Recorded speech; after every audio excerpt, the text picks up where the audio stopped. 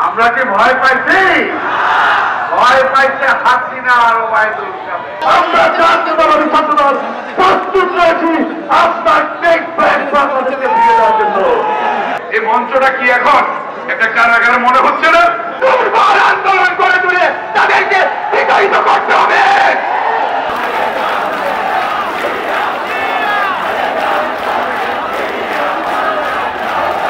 বিসমিল্লাহির রহমানির রহিম। গণতন্ত্র হত্যা দিবস 10 দফা আদায়ের দাবিতে আজকের এই বিশাল 1975 সালের এই আজকের দিনে 25শে জানুয়ারি সেই দিন গণতন্ত্র হত্যা হয়েছিল বলতে পারেন। আজকে যারা নতুন প্রজন্ম আছেন, যাদের বয়স স্বল্প আছে, তা আজ থেকে 50-51 বছর আগে সেই কাহিনী আপনারা জানেন না। আপনারা হয়তো পড়েছেন, আজকে তো পড়ার উপায় নাই, কারণ ইতিহাস সম্পূর্ণ উঠিয়ে ফেলা হয়েছে, বিকৃত করা হয়েছে।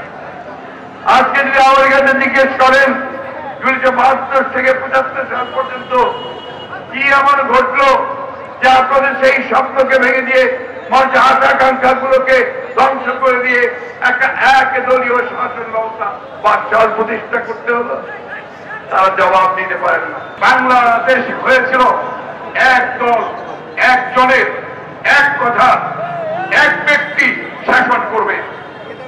আজকেও সেই পর্যায়ে কিন্তু চলে এসেছে।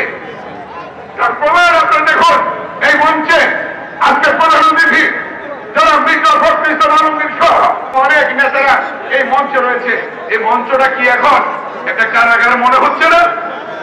হচ্ছে কিনা কারাগার? শুধু মঞ্চ নয়, বাংলাদেশটাকে একটি কারাগার বানাতে চায়।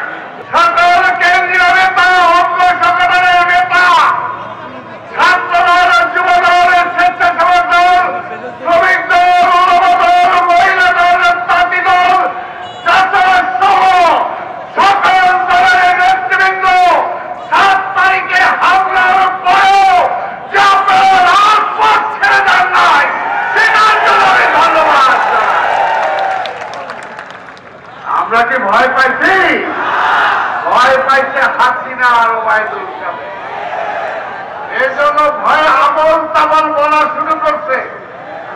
যতই আবল তাবল বলেন, সময় শেষ।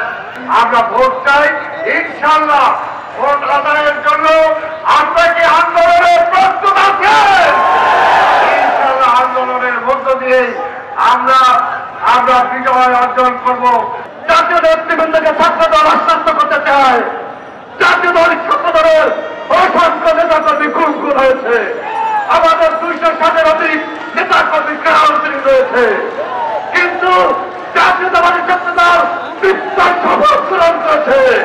23 তারিখ বাংলাদেশের ঘোষণা, বাংলাদেশের ঘোষণা রাজপথে হতে হবে।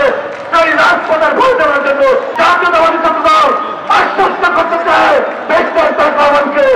আমরা জাতীয়তাবাদী ছাত্র দল প্রস্তুত রয়েছি আপনার টেক ব্যাক বাংলাদেশে ফিরে যাওয়ার জন্য।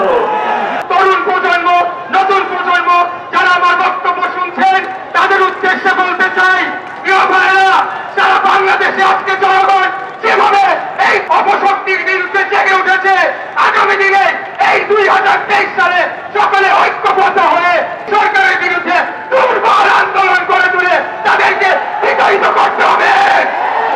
বিএনপি অফিসের সাথে আমাদেরকে ন্যাক্কারজনকভাবে গ্রেফতার করার মধ্য দিয়ে এই বাংলাদেশে তার বিরুদ্ধে যে আন্দোলন ঘটনা হওয়ার কথা ছিল, সেই আন্দোলনকে সাময়িকভাবে আঘাত করল।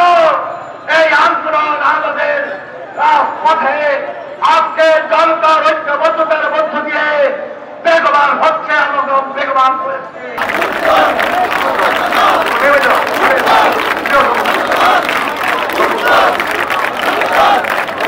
সংবাদ, ফিচার ও অনুষ্ঠানের জন্য ভিজিট করুন সংবাদ প্রকাশের ওয়েবসাইট এবং যুক্ত থাকুন ফেসবুক পেজ ও ইউটিউব চ্যানেলের সঙ্গে।